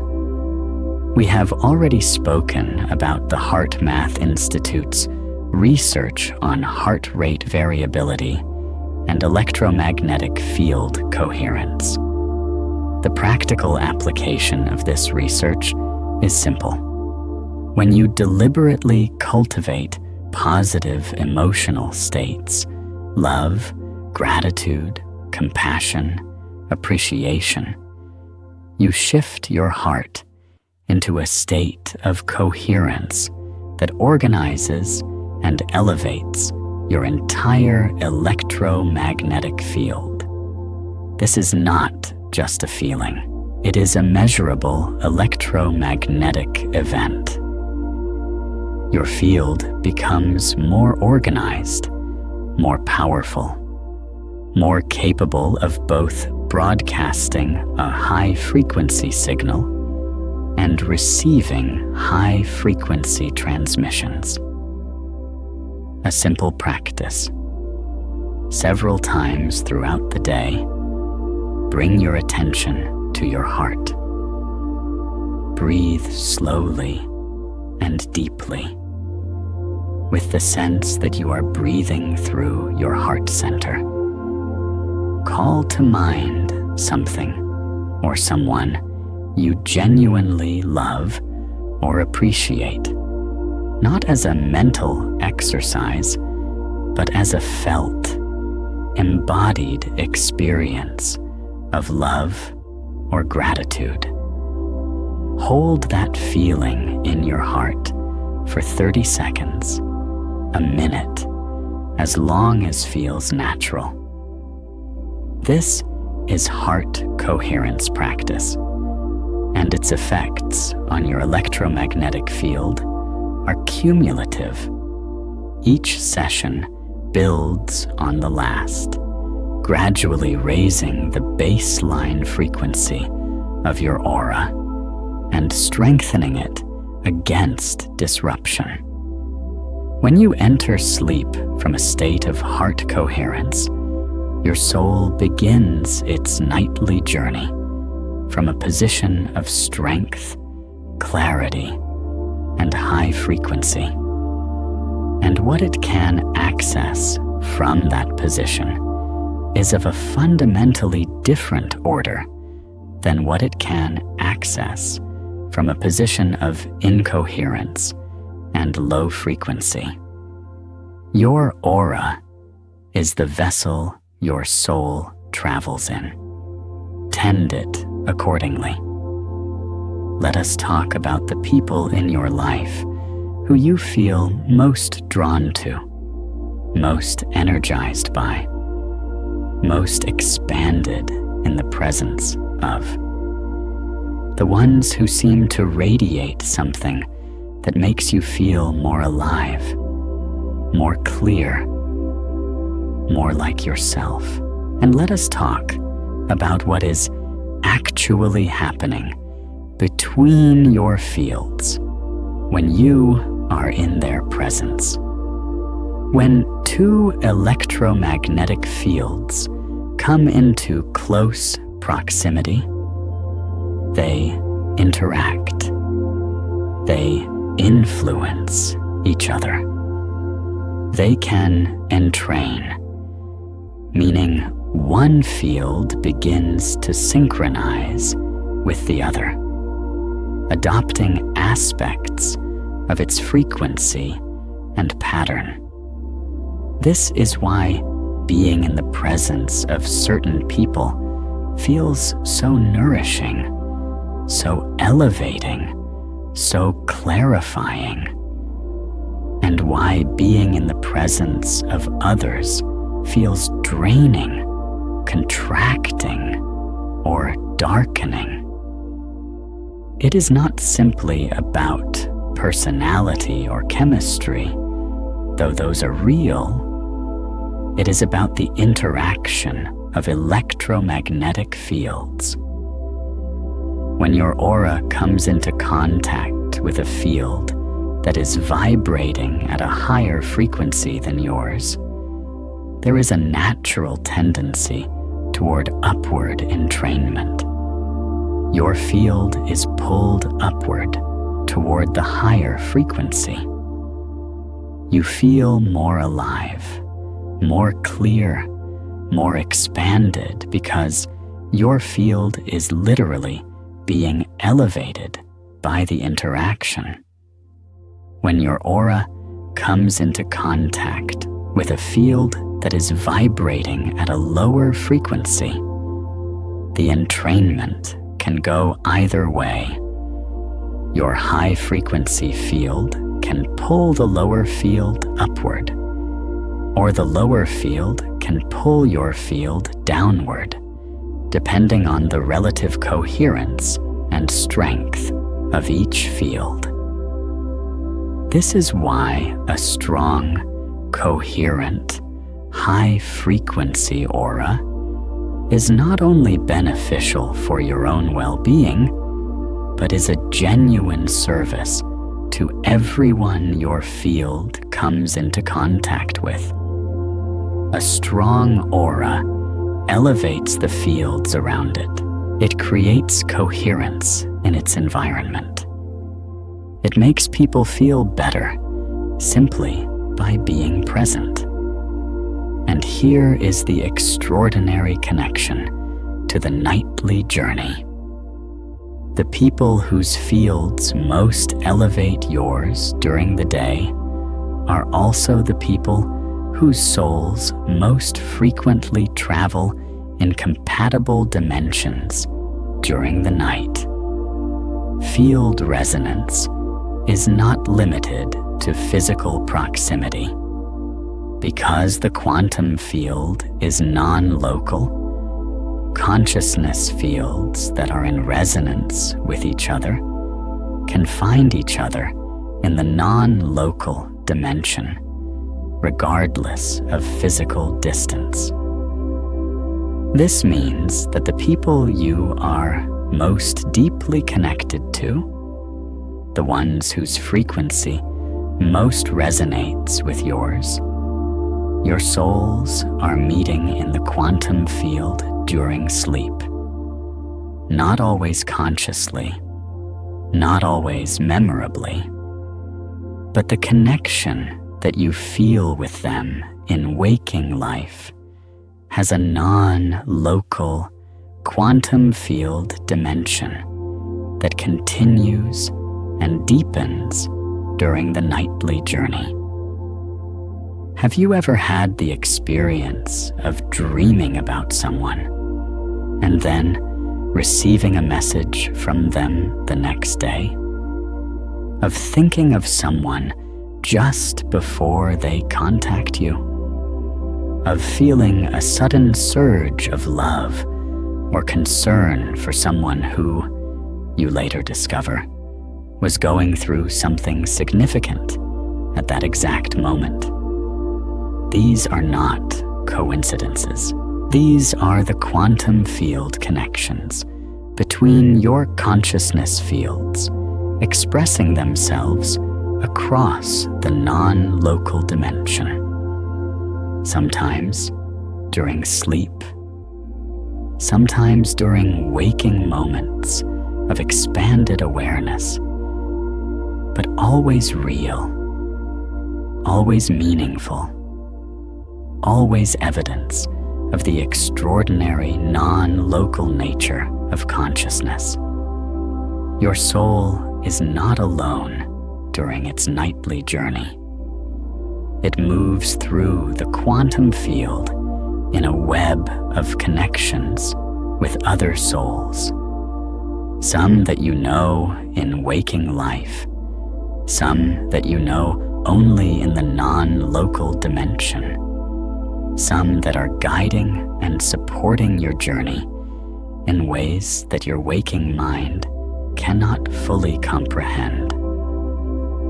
And the quality of those connections, the frequency of those meetings, the depth of what is transmitted between fields, all of this is influenced by the strength and coherence of your aura. A strong, coherent, high-frequency aura attracts high-frequency connections in the quantum field. It draws your soul into resonance with the most luminous, most supportive, most evolutionary consciousness fields available to you. It ensures that the meetings your soul has during the night are meetings that elevate, illuminate, and advance your journey. This is why tending your aura is not a selfish practice. It is a practice of service to yourself, to everyone your field touches in waking life, and to the web of consciousness connections that your soul maintains in the non-local dimension every night. Let us talk about something that happens to some of you, perhaps to many of you, that you have never had a framework for understanding. Let us talk about the experience of waking up from sleep, knowing that something has shifted. Not just in your mood, not just in your energy, but in something deeper. In your fundamental relationship to a situation, a relationship, a belief, a pattern that has been with you for a long time. This is not rare. This is not extraordinary in the sense of unusual. It is extraordinary in the sense of being far beyond what ordinary understanding can account for. And it happens because your soul, during the nightly journey, has done something that your waking mind, with all its effort and analysis and intention, could not do. It has released something. The quantum field is not only a place of acquisition, a place where your soul goes to gather frequencies, information, and transmissions. It is also a place of release, a place where the dense, contracted, low-frequency patterns that have accumulated in your electromagnetic field, the fear patterns, the lack patterns, the grief patterns, the self-limiting beliefs encoded in your aura, can be dissolved, transmuted, and released in ways that waking state processing cannot always achieve. This is because the quantum field operates outside of time. In the non-local dimension, the past is not fixed, and the future is not determined. What exists is a field of quantum probability, a vast sea of possibility in which any configuration of reality is theoretically available. And consciousness, moving through this field, has the ability to interact with the probability field in ways that alter what becomes actual. This sounds abstract. Let us make it concrete. You have a pattern. Let us say a pattern of not feeling worthy of love. This pattern was established early in your life, perhaps so early that you have no conscious memory of its origin. It is encoded in your electromagnetic field as a specific frequency signature, a contracted, low-frequency pattern that broadcasts, without your conscious knowledge or consent, a signal that says, "I am not worthy." And the quantum field, which responds to your signal by assembling reality around it, responds to that broadcast by consistently delivering experiences that confirm the belief, relationships that confirm unworthiness, opportunities that pass you by, a quality of life that feels subtly, persistently, below what you know at some deep level is possible for you. Your waking mind knows this pattern is there. You have worked on it in therapy, in journaling, in affirmations, in every conscious tool available to you. And you have made progress. But the pattern persists because it is encoded not just in your conscious mind, but in your electromagnetic field, in the body's cellular memory, in the nervous system's habitual responses, in the aura's baseline broadcast. Then one night, your soul travels into the quantum field and encounters something. Perhaps it encounters a high-frequency consciousness field, a guide, a teacher, your own higher self, that transmits a frequency directly into your field that is incompatible with the pattern of unworthiness. Not a message that says, "You are worthy." Not an affirmation. A frequency, a specific electromagnetic signature that, when encoded in your field, makes the unworthiness pattern literally unable to maintain itself, like a light that, when turned on, makes darkness impossible. Not because it fights the darkness, because it is light, and light and darkness cannot occupy the same space. Or perhaps your soul encounters, in the quantum field, the original moment when the unworthiness pattern was established, not as a memory, but as an energetic reality, a node of contracted frequency in the probability field. And it releases that node. It dissolves the energetic charge that has been maintaining the pattern in your field for decades. Not through understanding, not through analysis, not through the slow work of conscious reprogramming, but through direct energetic dissolution in the quantum dimension where time does not constrain what is possible. You wake up. You feel different. You cannot fully explain why. But something in your fundamental relationship to yourself, to love, to what you believe you deserve, something has shifted. The pattern is not completely gone.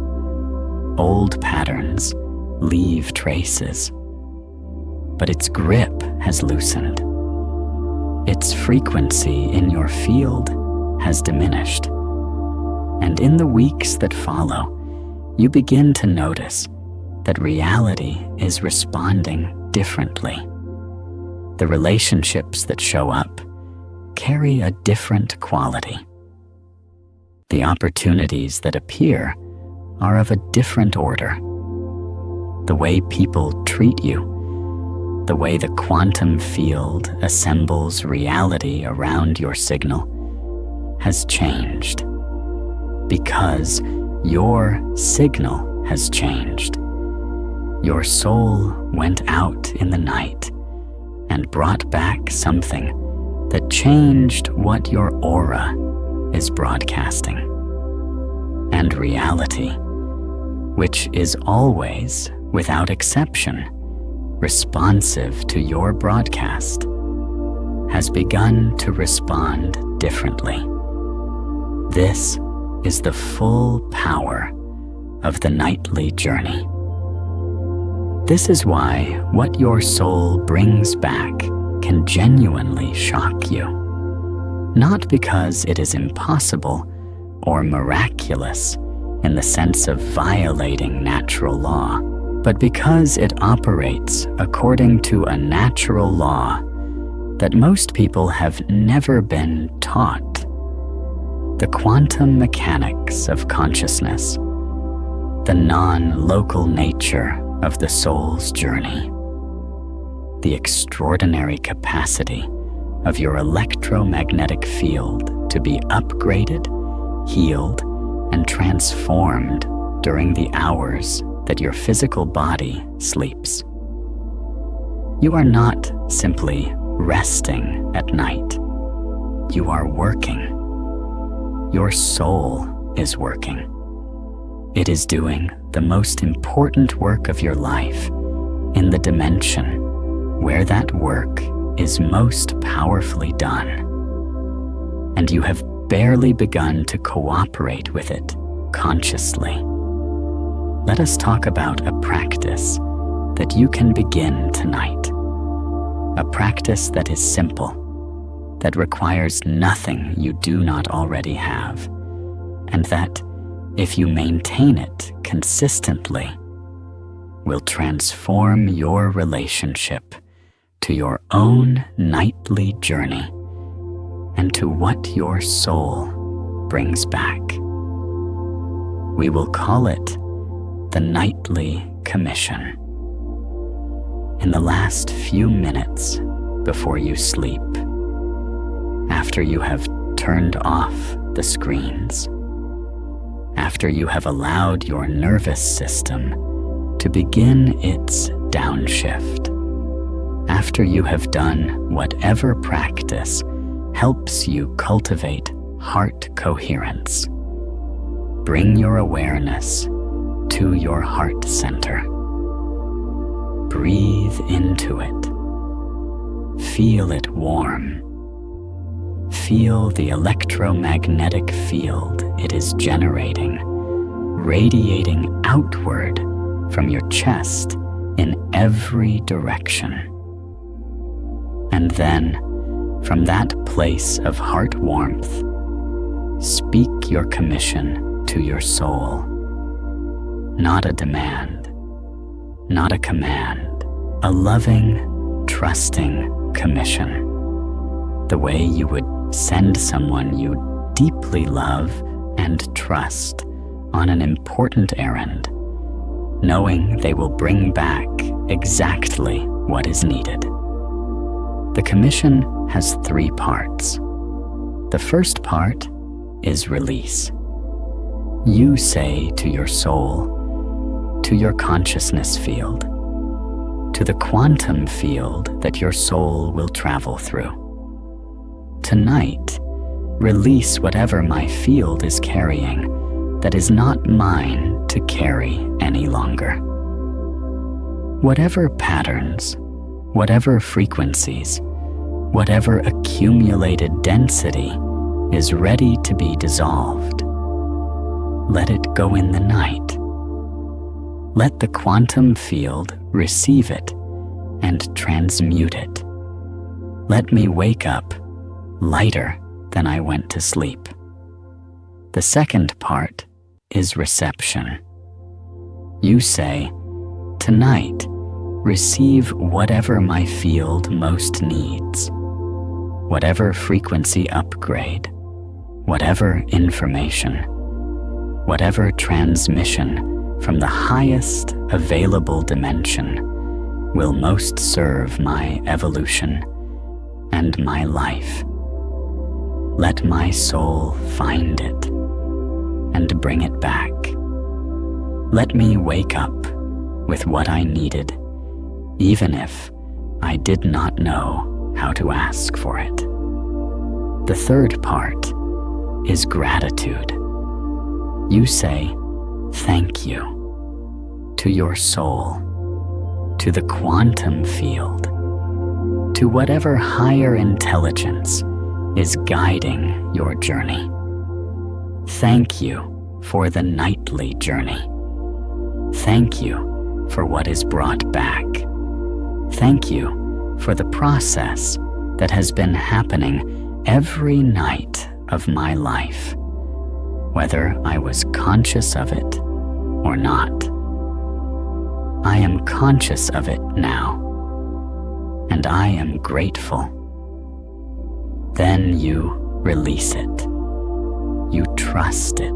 You let go of any attachment to what the experience will look like, what you will remember, what dramatic revelation you hope to receive. The most powerful intentions are the ones that are genuine and then released, not clutched, not monitored, not anxiously checked. Set and released, the way you would release a bird from your hand, trusting it to fly where it needs to fly. And in the morning, before you do anything else, lie still for 5 minutes. Breathe softly. Let your awareness be open and receptive. Notice what is present. Notice what has changed. Notice what you know, what you feel, what has shifted in the quality of your field. Write it down if you can. Not in elaborate detail, just enough to honor what arrived, to give it a place in your waking reality, to signal to your soul that what it brings back is received, valued, and integrated. Do this for 30 days, simply, consistently, without attachment to dramatic results. And then look back at who you were when you started and who you are now. Look at what has changed in your life, in your relationships, in your opportunities, in the quality of what reality is assembling around your signal.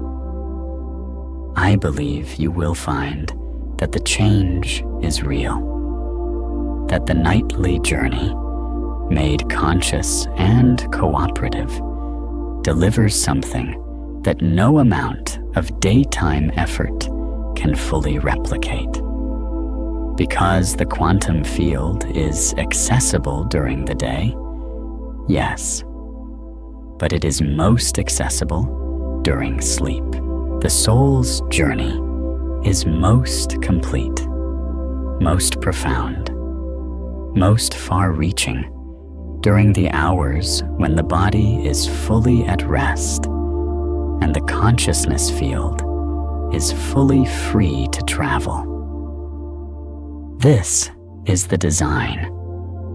This is how the system works. And working with the design rather than ignoring it is one of the most powerful choices you can make. Now let us talk about something that many of you have experienced, but may not have had the framework to understand.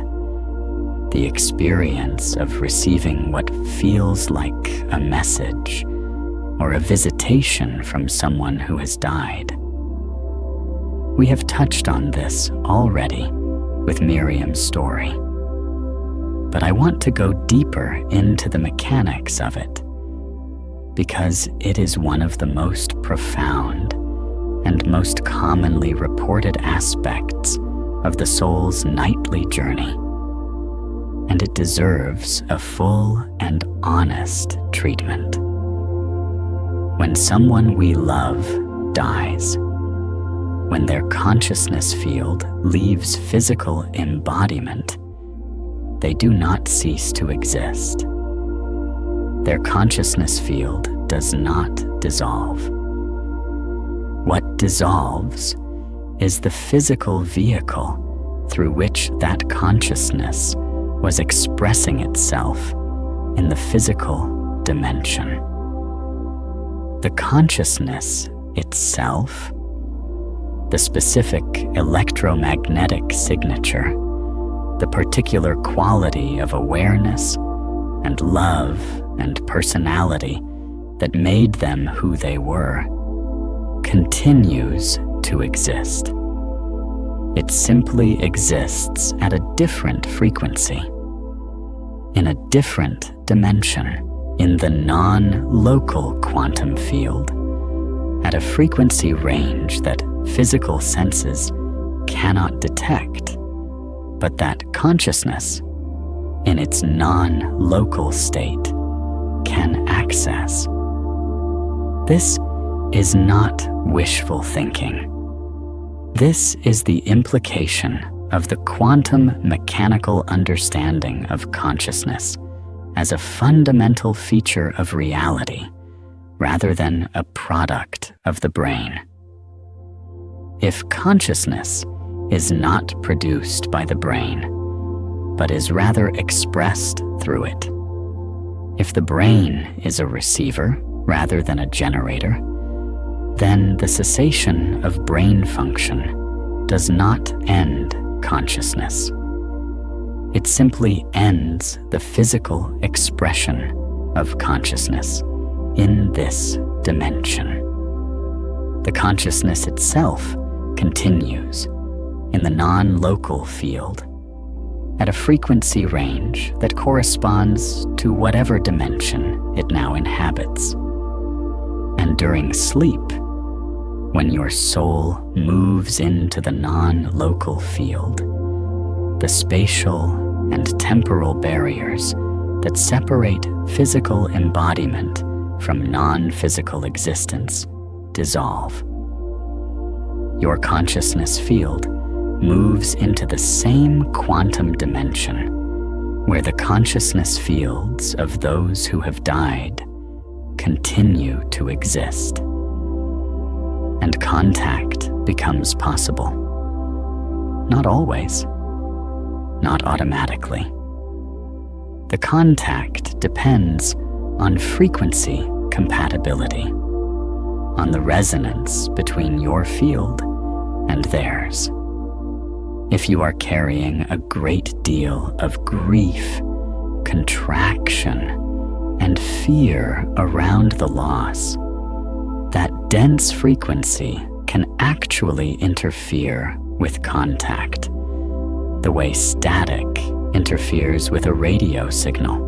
The contracted frequency of acute grief can make it difficult for your field to tune to the subtler frequency of the departed consciousness. This is one of the cruelest paradoxes of loss. The more desperately you want contact, the more contracted your field becomes with the wanting, and the more difficult contact becomes. It is not that the departed consciousness is withholding. It is that the frequency of desperate longing is not compatible with the frequency of the contact itself. Love, open, trusting, non-grasping love, is a far more effective tuning for contact than desperate need. This is why contact so often comes when you have stopped trying, when you have reached some degree of acceptance, some quality of open-handed love that is no longer clutching at what it has lost, when you have moved, as Miriam moved, from sealed grief to open grief, from the contracted, wall-building grief of denial to the open, breathing grief of genuine acceptance. In that open state, your field can tune to the frequency of the contact, and the contact can come. And when it comes, it is real. It is not your subconscious generating a comforting fantasy. It is a genuine encounter between consciousness fields, yours and theirs, in the non-local dimension, where both exist and where the barriers of physical embodiment do not apply. What is transmitted in that encounter is real. The love is real. The information is real. The sense of their continued existence, their continued awareness of you, their continued love for you. This is real. Your soul brings it back, and it changes something permanent in your relationship to the loss. Not every dream of a departed loved one is a genuine contact experience. Some are generated by memory and grief and the mind's own processing. But some are real encounters, and you can usually feel the difference. A genuine contact experience has a quality of aliveness, of presence, of unmistakable otherness that distinguishes it from a dream generated by your own consciousness. The person feels present, not as a memory, not as a projection, but as themselves. And what they transmit carries a quality of information or love or reassurance that you could not have generated from your own resources. Trust those experiences. Honor them. Let them be what they are. Your soul went out and made contact in the night, and it brought back something that your waking life needed. Receive it with gratitude. Let us bring this toward integration. Let us talk about what it means to live in conscious relationship to the nightly journey, not just as a practice you do before sleep and after waking, but as a fundamental orientation toward your own consciousness field, its extraordinary capacity. When you understand that your soul leaves every night and returns with something, your relationship to sleep changes. It stops being simply a biological necessity, something your body requires in order to function, and becomes a sacred practice in its own right. A practice of trust, of release, of conscious cooperation with the most extraordinary process in your life. When you understand that what your soul brings back encodes itself in your electromagnetic field and changes what your aura broadcasts to the quantum field, your relationship to your morning changes.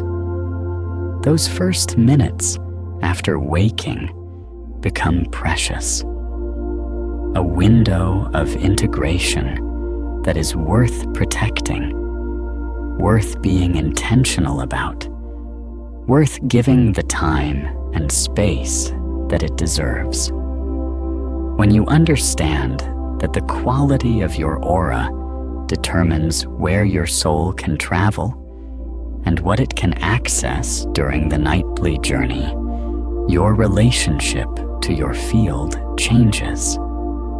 Tending your aura stops being a spiritual luxury and becomes an act of practical intelligence, the most important maintenance practice in your life.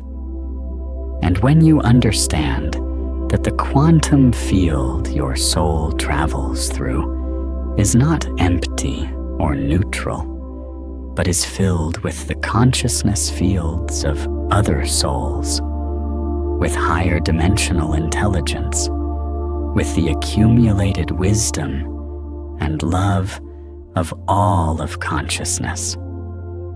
When you understand that your soul moves through that field every night in a web of connection and support that you have barely begun to consciously engage with, your relationship to yourself changes. You are not alone. You have never been alone. Every night, your soul moves into the field where all of consciousness exists simultaneously and non-locally, and it is held, supported, guided, and loved by intelligences that are devoted to your evolution and your well-being. Every night, it brings back something that serves your journey: frequency, information, healing, connection, guidance, the specific upgrade your field most needs in this moment. You are not just a physical body moving through a physical world. You are a consciousness field, a soul that inhabits a physical body temporarily and that spends a third of its time in the non-local quantum dimension, doing work that changes everything about what the other 2/3 delivers. You are a traveler. You have always been a traveler. Every night, you go somewhere extraordinary and come back changed. The only difference now is that you know it. The only difference now is that you can choose to cooperate with the journey consciously, to prepare for it with intention, to receive what it brings back with gratitude and attention. And that difference, the difference between an unconscious journey and a conscious one, is the difference between a life that happens to you and a life that you are actively, powerfully, luminously creating in cooperation with the quantum field that responds to your every broadcast. Your soul goes out every night. It goes into the field where all possibility exists. It encounters frequencies, information, consciousness fields, and transmissions that your waking mind cannot access. And it comes back. Every morning, it comes back. It comes back to you, to your body, to your life, carrying what it gathered in the night. And what it brings back will shock you. Not because it is impossible, but because it is more real, more powerful, more loving, and more extraordinary than anything your limited waking mind could have imagined or generated on its own. what does it bring back? It brings back healing that the body could not have accomplished alone. It brings back information that no amount of research could have produced. It brings back the specific frequency your aura needed to shift from broadcasting fear to broadcasting love, from broadcasting lack to broadcasting abundance, from broadcasting a signal that pushes away what you want to one that calls it toward you with the irresistible gravity of quantum resonance. It brings back contact with the people you love, whether they are in bodies or not. It brings back transmissions from your own higher self, the part of you that can see your path clearly and loves you with a completeness that your waking mind cannot fully comprehend. It brings back the resolved grief, the clarified purpose, the dissolved pattern, the opened heart that your waking life could not quite reach. It brings back you, a truer version of you, a higher frequency version of you, a version of you that has been to the quantum field and back and carries in its electromagnetic signature the evidence of where it has been. Every morning, when you open your eyes, you are not the same person who closed them. Your soul has been somewhere. It has done something. It has brought something back. And if you are willing to be still for a few minutes, to listen with the kind of attention that hears what is subtle, to receive with the kind of openness that honors what is extraordinary, you will feel it.